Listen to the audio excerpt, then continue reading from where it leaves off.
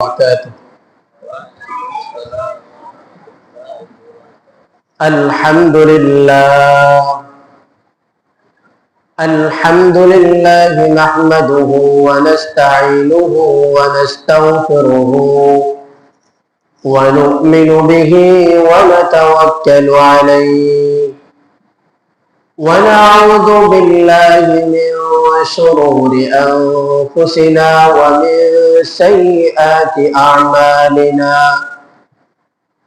من يهده الله فلا مضل له ومن يضلله فلا هادي له. وأشهد أن لا إله إلا الله وحده لا شريك له. وأشهد أن سيدنا وسندنا وحبيب ربنا وطبيبنا وطبيب قلوبنا ومولانا محمدا عبده ورسوله الذي أرسله الله تعالى بالحق بشيرا ونذيرا وداعيا إلى الله بإذنه وسراجا منيرا. أما بعد فأعوذ بالله من الشيطان الرجيم. بسم الله الرحمن الرحيم. إن الله وملائكته يصلون على النبي يا أيها الذين آمنوا صلوا عليه وسلموا تسليما. وقال رسول الله صلى الله عليه وسلم الدعاء محجوب عن الله حتى يصلى على محمد وعلى آل محمد. وقال رسول الله صلى الله عليه وسلم البخيل من ذكرت عنده ولم يصلي علي أو كما قال عليه الصلاة والسلام. اللهم صل على روح محمد في الأرواح وعلى جسد محمد في الأجساد وعلى قبر محمد في القبور وعلى قلب محمد في القلوب. سبحانك لا علم لنا إلا ما علمتنا إنك أنت العليم الحكيم. الحمد لله মহান আল্লাহ তাআলার দরবারে অসংখ্য অগণিত শুকরিয়া যে আল্লাহ সুবহানাহু ওয়া তাআলা আমাদেরকে আল্লাহ তাআলা দুনিয়াবী সকল প্রকার কাজকর্ম থেকে ফারেক করে আজকের পবিত্র জুমার দিন আল্লাহ তাআলা আগে তার ঘরে আসার এবং কিছু কথা বলা ও শোনার তৌফিক দান করেছেন। এই জন্য সকলের দিল থেকে কালিমাতুশ শুকর আদায় করি, বলি আলহামদুলিল্লাহ। আল্লাহ পাক রব্বুল আলামিন কোরআনে কারিমে ইরশাদ করেন ফাযাক্কির ফাইন্নায যিকরা তানফাউল মুমিনিন। হে নবী, আপনি কিছু আলোচনা করেন, কিছু বয়ান করেন, কারণ আপনার এই আলোচনা আমার উম্মতকে ফায়দা দিবে। এই কোরআনের এই আয়াত থেকেই উলামায়ে কেরাম পরবর্তীতে চিন্তা করলেন যে মানুষকে তো সব সময় পাওয়া যায় না, পাওয়া যায় যারা মাদ্রাসায় পড়ে 24 ঘন্টা আসাতিজায়ে কেরামদের কাছে থাকে, আসাতিজায়ে কেরাম বিভিন্ন বিষয়ের উপর বিভিন্ন কিতাবের উপর আলোচনা করেন, বিভিন্ন কিতাবের ক্লাস নিয়ে থাকেন, সেখানে বিভিন্ন শরীয়তের মারিফাতের যাবতীয় বিভিন্ন আলোচনা হয়।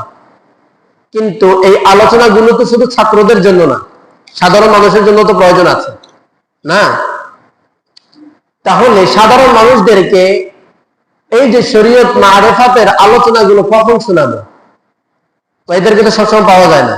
মাদ্রাসা যারা পড়ে এদের তার কোনো কাজ নেই, এরা নিজের পুরা জিন্দিগিটাকে ব্যস্ততার আগে ফারেক করে ফেলছে।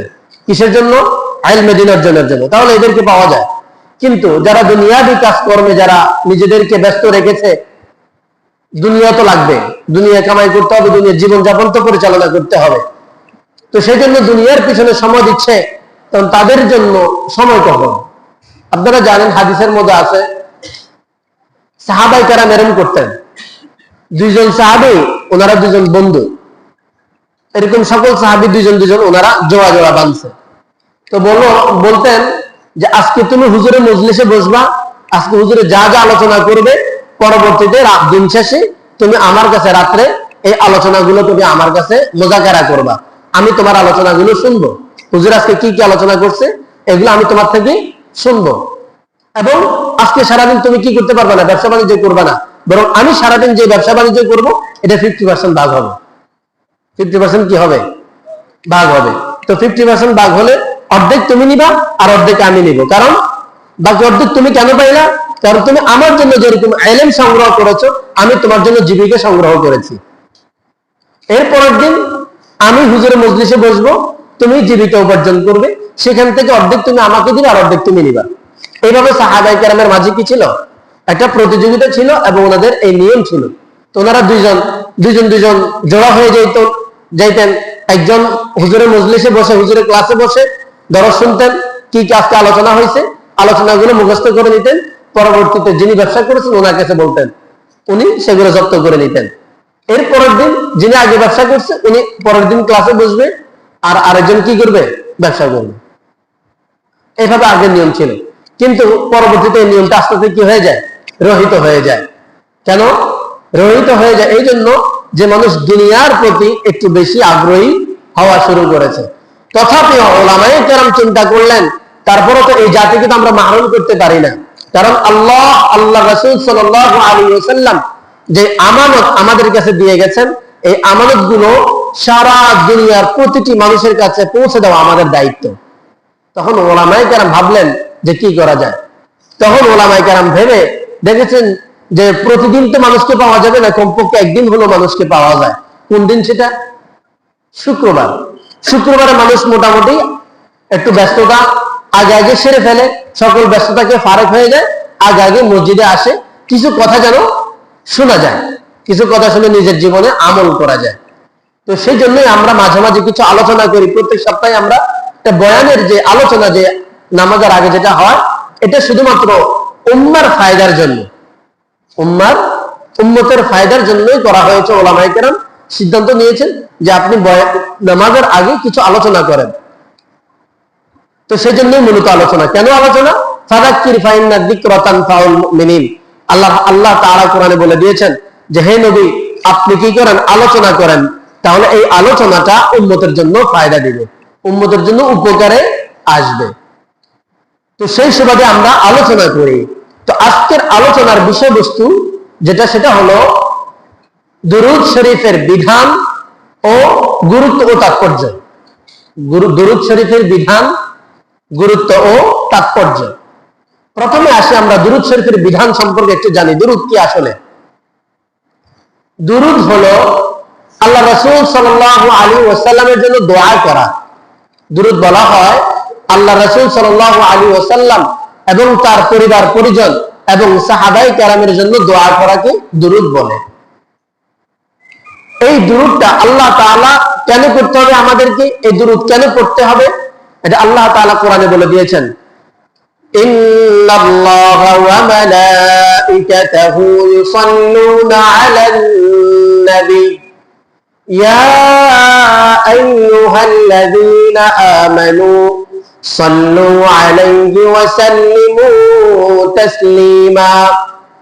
আল্লাহ সুবহানাহু ওয়া তাআলা এখানে ইরশাদ করেন, নিশ্চয়ই আল্লাহ তাআলা, ইন্নাল্লাহা আল্লাহ তাআলা, ওয়া মালাইকাতাহু এবং আল্লাহ তাআলার ফেরেশতা যারা আছে তারা, ইন্নাল্লাহা ওয়া মালাইকাতাহু, আল্লাহ এবং আল্লাহর ফেরেশতারা ইউসাল্লুনা আলান নবী, আল্লাহর নবীর উপর কি পড়ে? দুরূদ শরীফ পড়ে। আল্লাহ নবীর উপর দুরূদ শরীফ পড়ে অর্থ এটা না, বরং সালাত শব্দের অর্থ হলো এই সাল্লাহ দুরূদ যেটা আমরা বলি, এইটার শব্দের অর্থ হলো দোয়া করে। কখনো কখনো তার অর্থ ব্যতিক্রম হয়ে যায়। কখনো আল্লাহ তাআলার ক্ষেত্রে যখন এই সালাত শব্দটা ব্যবহার হয় তখন তার অর্থ হয় বান্দার প্রতি রহমত নাজিল করেন। বান্দার প্রতি কি নাজিল করেন? রহমত নাজিল করেন। আর এই সালাত শব্দটা যখন আমরা ফেরেশতাদের ক্ষেত্রে ব্যবহার করি তখন তার অর্থ হয় ইস্তিগফার পাঠ করা। তার মানে ইন্নাল্লাহা ওয়া মালাইকাতাহু, নিশ্চয় আল্লাহ এবং ফেরেশতারা ইউসাল্লুনা আলান নবী, নবীর উপর দুরূদ পড়ে, এরকম না, বরং আল্লাহ তাআলার ক্ষেত্রে অর্থ হবে আল্লাহ তাআলা নবীর উপর রহমত বর্ষণ করেন। আর ওয়াল মালাইকাতু, ফেরেশতা যারা আছে তারা কি করে? ইস্তিগফার পাঠ করে। এই কারণে আল্লাহ তাআলা পরবর্তী, আর এই সালাত শব্দটা যখন বান্দার ক্ষেত্রে ব্যবহার হয় তখন তার অর্থ হয়ে যায় কখনো নামাজ আর কখনো হয়ে যায় সালাত অর্থ দুরূদ। এজন্য আল্লাহ তাআলা পরবর্তীতে বলছেন ইয়া আইয়ুহাল্লাযীনা আমানু সাল্লু আলাইহি ওয়া সাল্লিমু তাসলিমা, হে আমার উম্মতেরা, হে ঈমানদার বান্দারা, সাল্লু আলাইহি, তোমরা নবীর উপর দুরূদ পড়ো। তার মানে নবীর জন্য তোমরা দোয়া করো। আল্লাহ তাআলা যেন নবীর মর্যাদাকে দিন দিন আরো কি করতে থাকে? বুলন্দ করতে থাকে, সম্মানিত আরো বেশি থেকে বেশি করতে থাকে। ওয়া সাল্লিমু তাসলিমা, এবং তোমরা নবী মুহাম্মদ সাল্লাল্লাহু আলাইহি ওয়াসাল্লামকে তোমরা সালাম প্রেরণ করো। যার অর্থ হলো আল্লাহ তাআলা বুঝাইলেন, হে ঈমানদাররা, তোমরা নবীর উপর সালাত ও সালাম পাঠ করো, সালাত ওয়া সালাম পাঠ করো। এই আয়াত থেকে ফুকাহায়ে কেরাম বলেছেন জীবনে একবার, জীবনে কয়বার? জীবনে একবার নবী সাল্লাল্লাহু আলাইহি ওয়াসাল্লামের উপর দুরূদ পাঠ করা ফরজ। আর যে কোনো মজলিসে, কোন এক মজলিসে বসা হয়েছে, যেমন আমরা আজকের একটা মজলিস হলো না, এখানে আমরা অনেকে আসছি বসলাম, আলোচনা করতেছি, আলোচনার মজলিসে যখন নবী সাল্লাল্লাহু আলাইহি ওয়াসাল্লামের আলোচনা হয়, নাম উচ্চারণ করা হয়, তখন সাথে সাথে সাল্লাল্লাহু আলাইহি ওয়াসাল্লাম বলা ওয়াজিব। সাল্লাল্লাহু আলাইহি ওয়াসাল্লাম বলা কি ওয়াজিব। তার মানে মজলিসে বসার যখন বসবো সর্বপ্রথম যখন নবী মুহাম্মদুর রাসূলুল্লাহ সাল্লাল্লাহু আলাইহি ওয়াসাল্লামের নাম উচ্চারণ করা হবে তখন একবার বলা ওয়াজিব। আর এরপরে বারবার যখন নবীজির আলোচনা আসবে, হুজুরের নাম উচ্চারণ করা হবে, তখন দুরূদ পাঠ করা হলো মুস্তাহাব। দুরূদ পাঠ করা কি মুস্তাহাব। এই হলো দুরূদের একটা বিধান সম্পর্কে একটু বললাম। পাশাপাশি আরো অনেক বিধান আছে, যেমন দুরূদ শরীফ আর কখন কখন পড়া যাবে না। বাথরুমে আমরা তো দুরূদের অনেক ফজিলত শুনি, তো যার কারণে বাথরুমে বসে দুরূদ শরীফ পড়া কি যাবে না, সেখানে বসে পড়া মাকরুহ তাহরিমি। এরপরে আপনি বাজারের মধ্যে গীবত শিকায়তের আলোচনা হচ্ছে, সেখানে আপনি দুরূদ শরীফ পড়লেন, সেটা কি মাকরুহ তাহরিমি। তবে হ্যাঁ, আপনি যদি এই নিয়তে পড়েন যে এরা তো গীবত করতেছে, গুনাহ কামাই করতেছে, কি কামাই করতেছে? গুনাহ কামাই করতেছে। আপনি চিন্তা করলেন যে আমি যদি একটু জোরে জোরে দুরূদ শরীফ পড়ি তাহলে কমপক্ষে কিছুক্ষণের জন্য হলেও এদের গীবত থেকে এরা বেরিয়ে এসে কমপক্ষে নবীর দুরূদটা একটু শুনবে। সেজন্য এই নিয়তে যদি পড়া হয় তাহলে সেটা মুস্তাহাব। পাশাপাশি নামাজের মধ্যে সবসময় দুরূদ শরীফ পড়া কি নেই? অনুমতি নাই। যেমন নামাজের কাদে উল, অর্থাৎ ফরজ নামাজের যে প্রথম যে বৈঠকটা আছে, এই বৈঠকে যদি আমি দুরূদ শরীফ পড়ি তাহলে আমার নামাজ হবে না, আমাকে সহযোগিতা দিতে হবে, আমার ভুল হয়ে গেছে, ঠিক আছে। কিন্তু ফরজ নামাজ ছাড়া অন্য সকল নামাজের প্রথম সুন্নত মুস্তাহাব যে নামাজগুলো আছে, সকল নামাজের প্রথম বৈঠকে এবং শেষ বৈঠকে, এরপরে ফরজ নামাজের শেষ বৈঠকে দুরূদ শরীফ পড়া সুন্নত। দুরূদ শরীফ পড়া সুন্নাত। এরপরে ঘুমানোর আগে দুরূদ শরীফ পড়া সুন্নাত। ঘুমানোর আগে মসজিদে প্রবেশ করার সময় আমি যদি দুরূদ শরীফ পড়ি, দুরূদ শরীফ পড়া সুন্নাত। কারণ আমরা তো জানি মসজিদে ঢুকার ক্ষেত্রে 5টা সুন্নত আছে। কয়টা সুন্নত? 5টা সুন্নত আছে। 1 নম্বর মসজিদে ঢুকার ক্ষেত্রে 1 নম্বর কি করা? বিসমিল্লাহ পড়া। 1 নম্বর কি পড়া? বিসমিল্লাহ পড়া। 2 নম্বর দুরূদ শরীফ পড়া। 3 নম্বর দোয়া পড়া। 5 নাম্বার, 4 নাম্বার ডান পাও দিয়ে প্রবেশ করা, 5 নাম্বার ইতিকাফের নিয়ত করা, কোনো কথাবার্তা না বলা। তাহলে এখানে 5টা সুন্নত পাইলাম প্রবেশের ক্ষেত্রে। 1 নাম্বার হলো বিসমিল্লাহ বলা, 2 নাম্বার দুরূদ শরীফ পড়া, 3 নাম্বার দোয়া পড়া। তো এই তিনটাকে আমরা একত্রে এভাবে বলি, বিসমিল্লাহি ওয়াস সালাতু ওয়াস সালামু আলা রাসূলিল্লাহ আল্লাহুম্মা ইফতাহ লি আবওয়াবা রাহমাতিক। ডান পাও দিয়ে প্রবেশ করলাম, ইতিকাফের নিয়ত করলাম। আর ইতিকাফের নিয়ত করে মসজিদে বসে দুনিয়াবি কথা বলা কি জায়েজ আছে? হ্যাঁ, দুনিয়াবি কথা বলা জায়েজ আছে? জায়েজ নাই। তাহলে আমরা মসজিদে যখন আসবো ইতিকাফের নিয়ত করব। তাহলে ইতিকাফের নিয়ত যখন আমি করে ফেলবো, তখন দেখবেন অটোমেটিকলি আস্তে আস্তে আমার থেকে দুনিয়াবি কথা দূরে সরে যাবে। আমি আস্তে আস্তে নিজেকে চুপ করানোর চেষ্টা করতে পারবো। নতুবা আমরা মসজিদে ঢুকছি, কোন নিয়তে ঢুকছি, দুরূদ শরীফও পড়ি নাই, এরপরে ডান পাও দিয়ে ঢুকার এই সুন্নতগুলো আমরা আদায় করতেছি না। তো যার কারণে দিন দিন আমাদের এই দিলটা একটু মরে যাচ্ছে। দিল কি হয়ে যাচ্ছে? মরে যাচ্ছে। নবীজি সাল্লাল্লাহু আলাইহি ওয়াসাল্লামের সাহাবী হযরত আব্দুল্লাহ ইবনে উমর রাদিয়াল্লাহু তাআলা আনহু বলেছেন, যারা সবসময় দুরূদ পড়ে তাদের দিল সবসময় শক্ত থাকে, মজবুত থাকে, এবং তাদের মন মানসিকতা সবসময় ঠান্ডা থাকে, মেজাজ সবসময় ফুরফুরে থাকে, যেটাকে আমরা বলি স্বাচ্ছন্দ্যময় থাকে।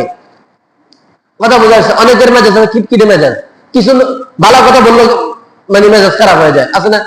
কিন্তু বলছে এইটার একটা চিকিৎসা আছে। যাদের খিটখিটে মেজাজ এদেরও কি আছে?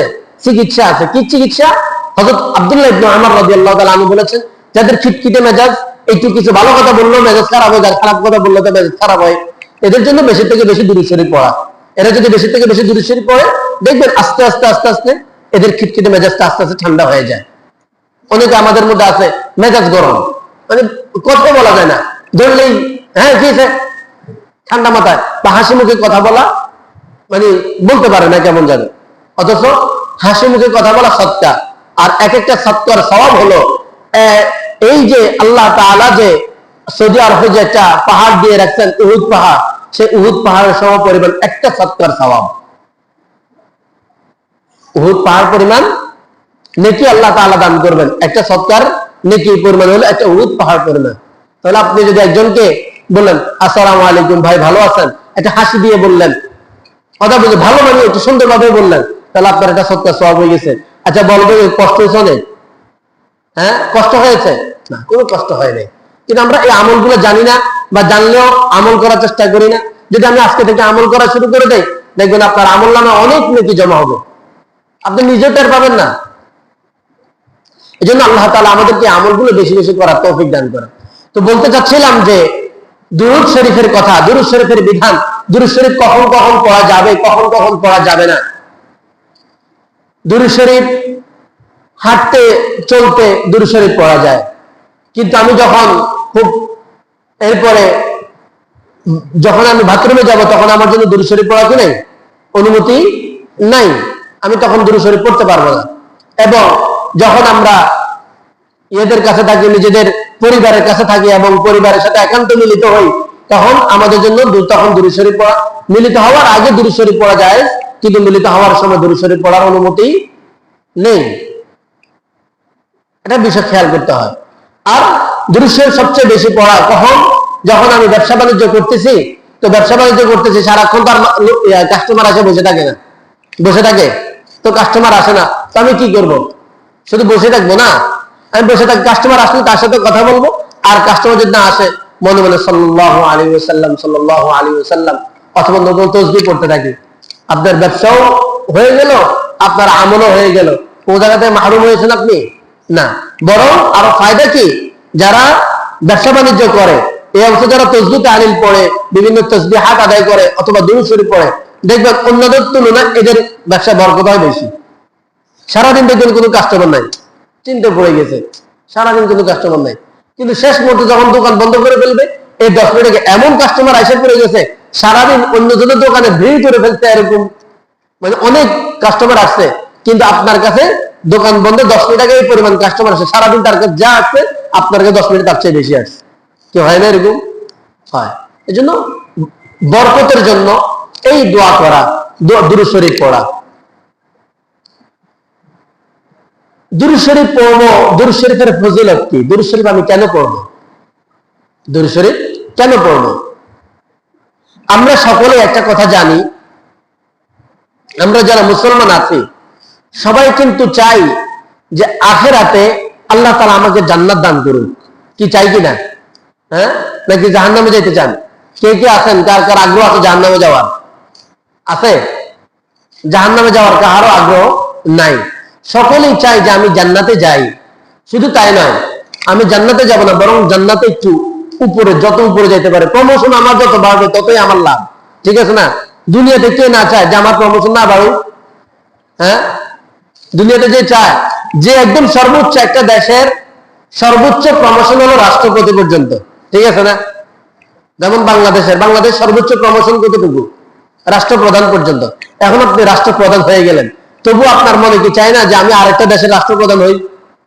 চাইবো না? তার মানে প্রমোশন আরো চাই, আরো চাই। তো পৃথিবীর বুকে, দুনিয়াতেও মানুষ চায় যে আমার প্রমোশন হোক। আমার আজকে যদি ইনকাম যদি আমার 20 টাকা হয়েছে, তাহলে আমি চাই যে আগামীকাল আমার 50 টাকা ইনকাম হোক। আমি চাই প্রত্যেকটা ক্ষেত্রে আমার বাড়ানিয়ে চাই। ঠিক আছে না? আরো বাড়ুক। আমার সম্পদ 10 কানি জমি আছে, আমি চাই আমার 20 কানি জমি হোক। 20 কানি আছে, 30 কানি হোক। প্রত্যেক ক্ষেত্রে আমরা চাই আমার আরো বাড়ুক, আরো বাড়ুক, আরো বাড়ুক, এটা চাই। তো একজন প্রকৃত মুসলমান যে আছে, সেও চায় যে দুনিয়াতে যেরকম আমার একটা আশা আকাঙ্ক্ষা থাকে, মানবীয় চাহিদা যেরকম, যে আমি যে আমার আরো বাড়ুক, আরো বাড়ুক, এটা যেরকম ভাবে আমরা সবাই চাই, ঠিক তদ্রুপ ভাবে প্রকৃত মুমিন যারা আছে তারা এটাও চায় যে আমার দুনিয়াতে বাড়ার চাইতে আমার আখিরাতে আরো বেশি বাড়ুক। ঠিক আছে না? আমার আখিরাত একটু কি হোক, আরো বেশি উন্নত হোক, আমি আখিরাতে একটু বেশি প্রমোশন পাই। তো এই প্রমোশন পাওয়ার জন্য সবচেয়ে সহজ এবং সবচেয়ে উত্তম পন্থা হলো দুরূদ শরীফের আমল করা। আমরা সবাই তো চাই প্রমোশন হোক আখিরাতে, চাই না? জান্নাতে আমাদের প্রমোশন হোক, আমরা চাই না? হুজুর সাল্লাল্লাহু আলাইহি ওয়াসাল্লাম বলছেন যে আমার ওই সকল উম্মতেরা আমার কাছাকাছি থাকবে কিয়ামতের ময়দানে, হাসরের ময়দানে, জান্নাতে সর্বোচ্চ প্রমোশন কে পাবে? সর্বোচ্চ মর্যাদা কে পাবে? হ্যাঁ, হুজুর সাল্লাল্লাহু আলাইহি ওয়াসাল্লাম। হুজুর সাল্লাল্লাহু আলাইহি ওয়াসাল্লাম সর্বোচ্চ মর্যাদা পাবেন। তো হুজুর সাল্লাল্লাহু আলাইহি ওয়াসাল্লামের কাছাকাছি যারা থাকবে তারা দ্বিতীয় স্তরে থাকবে না? এই জন্য হুজুর সাল্লাল্লাহু আলাইহি ওয়াসাল্লাম বলতেছেন, কিয়ামতের ময়দানে আমার অতি কাছে, আমার অতি নিকটে আমার ওই সকল বান্দারা থাকবে যারা দুনিয়াতে আমার উপর বেশি থেকে বেশি দুরূদ শরীফ পড়ছে, বেশি থেকে বেশি দুরূদ শরীফ পড়ছে। তাহলে জন্য দুরূদ শরীফের আমল আমাদের বেশি থেকে বেশি করা। দুরূদ শরীফের আমল কোন অনেক অনেক কঠিন বিষয় এমন না, বরং অনেক সহজ। হুজুর সাল্লাল্লাহু আলাইহি ওয়াসাল্লাম বলেন, قال رسول الله صلى الله عليه وسلم من صلى علي صلاة صلى الله عليه 10 مرات। হুজুর সাল্লাল্লাহু আলাইহি ওয়াসাল্লাম বলেন, যে ব্যক্তি আমার উপর মাত্র একবার দুরূদ পড়ছে, কয়বার? একবার দুরূদ পড়ছে, আল্লাহ সুবহানাহু ওয়া তাআলা তাকে 10টি রহমত দান করেন। কয়টি রহমত দান করেন? 10টি রহমত দান করেন। ওয়া হুত্তাত আনহু 10 খাতিআতিন, এবং তার থেকে 10টি গুনাহ আল্লাহ তাআলা মাফ করে দেন। কয়টি গুনাহ? 10টি গুনাহ আল্লাহ তাআলা মাফ করে দেন। এখন আপনি যদি দৈনিক যদি মাত্র 10 বার দুরূদ শরীফ পড়েন, তাহলে 10 10 কত হইল? 100। তাহলে আপনি 10 বার মাত্র দুরূদ শরীফ পড়লেন কি? সাল্লাল্লাহু আলাইহি ওয়াসাল্লাম, সাল্লাল্লাহু আলাইহি ওয়াসাল্লাম, সাল্লাল্লাহু আলাইহি ওয়াসাল্লাম 10 বার এভাবে পড়লেন, তাহলে আপনার কয়টা গুনাহ মাফ হইল? 100টা গুনাহ মাফ হয়ে গেল। এবং 100টা রহমত আল্লাহ তাআলা আপনার উপর নাযিল করলেন, এবং আখিরাতে আপনার 10টা মর্যাদা বুলন্দ হয়ে গেল। একবার দুরূদ শরীফ পড়লে, কিন্তু 10 বার পড়লে 100টা স্তর আপনার উপরে উঠে গেল। কারণ আপনি জানেন, এখন আপনি বলবেন হুজুর আখিরাতে 100 বা 10টা মর্তবা বুলন্দ হবে, এটা কেমনে, কিভাবে সম্ভব? কি প্রশ্ন জাগে না? জাগে। আচ্ছা, আপনারা সবাই বলেন তো দেখি, আমাদের পৃথিবীতে যত মুসলমান আছে সকলের নেক আমল সবার কি সমান? হ্যাঁ, সকলের কি সমান না কম বেশ আছে? হ্যাঁ, কম বেশ আছে না? হাদিসের মধ্যে নবী আলাইহিস সালাতু ওয়াস সালাম বলছেন যে কিয়ামতের ময়দানে মানুষের স্তর নির্ণয় করা হবে তার আমলের উপর ভিত্তি করে। মানুষের স্তর নির্ণয় করা হবে কিসের উপর ভিত্তি করে? আমলের উপর ভিত্তি করে। আমাদের এখানে উদাহরণস্বরূপ 150 মানুষ আছে, তাহলে এখানে 150টা স্তর আছে, কারণ 150 মানুষের আমল এক সমান না, কারো কম কারো বেশি, উঁচু নিচু আছে না? তো 150 মানুষের স্তর কিন্তু 150 রকম হয়ে গেছে, কারণ 150 মানুষের আমলের তারতম্য 150 রকম। তাহলে স্তরের মধ্যে 150 হয়ে গেছে। তাহলে সারা পৃথিবীতে কোটি কোটি মানুষ, বর্তমানে 200 কোটি মুসলমান আছে, এরপর অতীতে তো আরো বহু হাজার কোটি মুসলমান চলে গেছে। তাহলে কত হাজার কোটি স্তর হয়ে গেছে, হিসাব আছে? হ্যাঁ, হিসাব আছে? হিসাব কিন্তু নাই।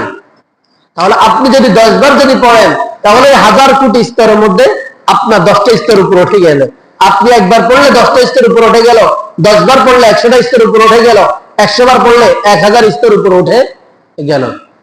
এজন্য আরেক হাদিসের মধ্যে নবী আলাইহিস সালাতু ওয়াস সালাম বলেন, قال رسول الله صلى الله عليه وسلم من صلى علي صلاة يوم الجمعة صلى الله عليه 10 مرات ومن صلى علي 10 مرات صلى الله عليه 100 مرة ومن صلى علي 100 مرة صلى الله عليه 1000 مرة ومن صلى علي 1000 مرة حرم الله عليه النار। আল্লাহর হাবিব সাল্লাল্লাহু আলাইহি ওয়াসাল্লাম বলেন, যে ব্যক্তি জুমার দিন আমার উপর একবার দুরূদ পাঠ করবে, আল্লাহ তাআলা তার উপর 10টি রহমত নাযিল করবেন। আর যে ব্যক্তি আমার উপর জুমার দিন 10 বার দুরূদ শরীফ পড়বে, আল্লাহ তাআলা তারকে 100টি রহমত দান করবেন। আর যে ব্যক্তি এই জুমার দিনে আমার উপর 100 বার দুরূদ পাঠ করবে, আল্লাহ তাআলা তার উপর 1000 রহমত নাযিল করবেন। শুধু তাই নয়, আর যে ব্যক্তি জুমার দিনে আমার উপর 1000 বার দুরূদ শরীফ পাঠ করবে, আল্লাহর হাবিব সাল্লাল্লাহু আলাইহি ওয়াসাল্লাম বলেন, হারামাল্লাহু আলাইহিন নার, ওই ব্যক্তির জন্য জাহান্নামের আগুন হারাম হয়ে যাবে। তাহলে এটা কি কঠিন? হ্যাঁ, শুধু তাই নয়, এই হাদিস থেকেই আমাদের আকাবিরিন যারা আছেন, আমাদের মুরব্বী উস্তাদ আসাদুজায়ে কেরাম যারা আছেন, বড় বড় ওলামায়ে কেরাম যারা গত হয়ে গেছেন, ওনারা পরীক্ষা করে দেখেছেন, ওনারা নিজেরা আমল করেছেন, আমল করার পরে উম্মতকে শিক্ষা দিয়েছেন, নসিহত করেছেন, বলেছেন, হে প্রিয় নবীর উম্মতেরা শোনো, আমরা পরীক্ষা করে দেখেছি, আমরা আমল করে দেখেছি। কি দেখেছি? কেউ যদি বৃহস্পতিবার রাতে, কোন রাতে? বৃহস্পতিবার রাতে কেউ যদি নবীজি সাল্লাল্লাহু আলাইহি ওয়াসাল্লামের উপর 1000 বার দুরূদ পাঠ করে শোয়, 1000 বার দুরূদ পাঠ করে সে ঘুমায়, তাহলে লাগাতার এরকম সে যদি 7 সপ্তাহ আমল করে, কমপক্ষে 7 সপ্তাহ, এই 7 সপ্তাহের ভিতরে কোন এক সপ্তাহ আল্লাহ সুবহানাহু ওয়া তাআলা হুজুর আকরাম সাল্লাল্লাহু আলাইহি ওয়াসাল্লামকে স্বপ্ন জগতের সাথে সাক্ষাৎ করায় দিবেন। স্বপ্ন যোগে কি করায় দিবেন? সাক্ষাৎ করায় দিবেন। আর নবীজি সাল্লাল্লাহু আলাইহি ওয়াসাল্লাম বলেছেন, মান রাআনি ফিল মানামি ফাকাদ রাআনি ফিল ইয়াকযা, যে ব্যক্তি আমাকে স্বপ্ন যোগে দেখলো, সে যেন সরাসরি আমাকে দেখলো। তার মানে এখানে একটা প্রশ্ন হতে পারে, আচ্ছা হুজুর সাল্লাল্লাহু আলাইহি ওয়াসাল্লামকে তো জীবনে কোনদিন দেখি নাই, দেখছি, চিনি নাই, এখন স্বপ্ন যোগে যে হুজুর সাল্লাল্লাহু আলাইহি ওয়াসাল্লামকে দেখবো, এটা কিভাবে প্রমাণ করবো যে উনি হুজুর সাল্লাল্লাহু আলাইহি ওয়াসাল্লাম? কি প্রশ্ন জাগে কিনা? হ্যাঁ, জাগে না? যে হুজুরও তো আমরা দেখি না, দেখছি কোনোদিন? দেখি নাই, তাহলে স্বপ্ন যোগে যে উনি হুজুর সাল্লাল্লাহু আলাইহি ওয়াসাল্লাম হবে, এটার প্রমাণ কি? এর প্রমাণ আছে। আমাদের আকাবিরিনরা বলেন, আর হাদিসের মধ্যে নবী আলাইহিস সালাতু ওয়াস সালাম স্পষ্ট বলছেন যে মান রাআনি ফিল মানামি ফাকাদ রাআনি ফিল ইয়াকযা ফা ইন্না আশ-শাইতানা লা ইয়াতামাসসালু লি, যে শয়তান দুনিয়ার সকল মানুষের আকৃতি ধারণ করতে পারে, কিন্তু আমি নবীর আকৃতি ধারণ করতে পারে না। তাহলে আমরা স্বপ্ন যোগে যে নবীজি দেখি, তাহলে প্রকৃতপক্ষে নবীজিকে দেখা হলো, তবে আমি চিনব কিভাবে উনি যে নবীজি? আমাদের আকাবিরিনরা বলেন যে কোন না কেউ একজন তোমাকে বলে দিবে উনি হুজুর সাল্লাল্লাহু আলাইহি ওয়াসাল্লাম। যেমন এরকম হতে পারে, আপনার কোন এক বন্ধু বলল, দোস্ত চল ওই যাবো অমুক জায়গা, হুজুর সাল্লাল্লাহু আলাইহি ওয়াসাল্লাম আসবে, যাও আমরা যাবো। পরে গেছে, তো উনি হুজুর সাল্লাল্লাহু আলাইহি ওয়াসাল্লাম স্বপ্ন যোগে আপনার বন্ধুর আকৃতিতে আপনাকে দেখাই দিল উনি হুজুর সাল্লাল্লাহু আলাইহি ওয়াসাল্লাম, আপনার বন্ধু, অপরিচিত বন্ধু। আচ্ছা, এই কি সত্যবাদী? এই যে সত্য কথা বলছে, এটা কি সন্দেহ আছে? কিন্তু আসলে এই তো আপনার আসল বন্ধু না, বরং আপনার বন্ধুর আকৃতিতে একজন ফেরেশতা এসে আপনাকে বলে দিয়েছে উনি হুজুর সাল্লাল্লাহু আলাইহি ওয়াসাল্লাম। তাহলে ফেরেশতা কি ভুল বলছে? হ্যাঁ, এই স্বপ্ন যোগে আপনাকে কেউ না কেউ বলে দিবে। অথবা দেখবেন যে অনেক মানুষ নিয়ে দলবল নিয়ে একজন বড় আলেম, অনেক সুন্দর সাদা দাড়ি, একজন সাদা পাগড়ি জুব্বা পরে যাইতেছে, আর ওনার পিছনে অনেক আলেম আছে বা অনেক মানুষ আছে। একজনে বললো দেখ দেখ দেখ দেখ উনি হচ্ছেন হুজুর সাল্লাল্লাহু আলাইহি ওয়াসাল্লাম। আপনি তাকায় দেখলেন, তো এই যে দেখ দেখ বলছে উনি হুজুর সাল্লাল্লাহু আলাইহি ওয়াসাল্লাম, ওই লোকটা আপনার হয়তো পরিচিত, স্বপ্ন যোগে পরিচিত হয়ে আসছে, কিন্তু উনি আসলে আপনার পরিচিত ব্যক্তি না, বরং উনি হলেন আল্লাহ তাআলার প্রেরিত ফেরেশতা। যে ফেরেশতাকে আল্লাহ তাআলা আপনার বন্ধুর আকৃতিতে অথবা আপনার কোন আত্মীয়ের আকৃতিতে পাঠিয়েছেন, যে আপনাকে সংবাদ দেওয়ার জন্য যে উনি হুজুর সাল্লাল্লাহু আলাইহি ওয়াসাল্লাম। এই জন্য মেরে ভাই দোস্ত বুজুর্গ, আমাদেরকে বেশি থেকে বেশি দুরূদ শরীফ পাঠ করা। দুরূদ শরীফ পাঠ করলে আমাদের জিন্দেগি সুন্দর হবে, সুখময় হবে। এবং দুরূদ শরীফের একটা গুরুত্বপূর্ণ, আমি যদি দোয়া করি, দোয়ার মধ্যে দুরূদ শরীফ পড়া এটা মুস্তাহাব। কেন? হুজুর সাল্লাল্লাহু আলাইহি ওয়াসাল্লাম বলেন, আদ-দুআউ মাহজুবুন আনিল্লাহি হাত্তা ইউসাল্লা আলা মুহাম্মাদিন ওয়া আলা আলি মুহাম্মাদ। দোয়া ততক্ষণ পর্যন্ত আল্লাহর দরবারে পৌঁছে না যতক্ষণ পর্যন্ত ওই বান্দা দোয়া করার শুরুতে নবীজির উপর দুরূদ পাঠ করে না। দোয়া ততক্ষণ পর্যন্ত আল্লাহর কাছে কবুল হয় না যতক্ষণ পর্যন্ত দোয়ার শুরুতে এবং শেষে কি নবীজি সাল্লাল্লাহু আলাইহি ওয়াসাল্লামের উপর কি পাঠ করা হয় না? দুরূদ পাঠ করা হয় না। দুরূদের আরো অসংখ্য ফজিলত আছে। এক হাদিসের মধ্যে নবী আলাইহিস সালাতু ওয়াস সালাম বলতেছেন, ক্বালা রাসূলুল্লাহ সাল্লাল্লাহু আলাইহি ওয়াসাল্লাম, মা মিন মুসলিমিন ইউসাল্লি আলান নবী সাল্লাল্লাহু আলাইহি ওয়াসাল্লাম ইল্লা সাল্লাত আলাইহিল মালাইকাতু ফালইউকিল্লাল আবদু মিন যালিকা আও লিয়ুকসির। হুজুর সাল্লাল্লাহু আলাইহি ওয়াসাল্লাম বলতেছেন, কোন মুমিন যখন দুরূদ পাঠ করে, সে যতক্ষণ পর্যন্ত আমার উপর দুরূদ পাঠ করবে, ফেরেশতারা তার উপর ততক্ষণ পর্যন্ত ইস্তেগফার, তার জন্য ইস্তেগফার করতেই থাকে। ফেরেশতারা ততক্ষণ পর্যন্ত তার জন্য কি করতে থাকে? ইস্তেগফার করতে থাকে। এই জন্য আমাদেরকে বেশি থেকে বেশি দুরূদ শরীফ পাঠ করতে হবে। দুরূদ শরীফ আমরা পাঠ করব। দুরূদ শরীফ পাঠ করলে আমাদেরকে, আমাদের জীবনটাকে আল্লাহ তাআলা সুখময় করবেন এবং অনেক সুন্দর করে দিবেন। কোন দুরূদ শরীফে কি কি ফজিলত, ইনশাআল্লাহ আগামী সপ্তাহ আমরা কোন দুরূদ শরীফে, কিছু অনেক হাজারো দুরূদ শরীফ আছে, হাদিসের মধ্যে অসংখ্য দুরূদ শরীফ আছে, যে কোন দুরূদ শরীফের কি ফজিলত, এটা ইনশাআল্লাহ ধারাবাহিক আগামী জুমাতে আমরা অনেকগুলো দুরূদ শরীফ নিয়ে আলোচনা করব। কোন দুরূদ শরীফ পড়লে কি ফায়দা, কোন দুরূদ শরীফ কোন কাজে আসে, এক একটা দুরূদ শরীফের আলাদা বিশেষ ফজিলত আছে। ইনশাআল্লাহ সেটা নিয়ে আমাদের আগামী সপ্তাহে আলোচনা হবে। আল্লাহ তাআলা আমাদেরকে যতটুকু আলোচনা করা হয়েছে, আল্লাহ তাআলা আমাদেরকে বুঝার এবং আমল করার তৌফিক দান করেন এবং নবীজির প্রকৃত আশিক হয়ে নবীজির প্রতি সবসময় দুরূদ পাঠ করার তৌফিক দান করেন। ওয়া আখির দাওয়ানা আলহামদুলিল্লাহি রাব্বিল আলামিন। যারা ক্বাবলা জুমা পড়েন, ক্বাবলা জুমা পড়েন।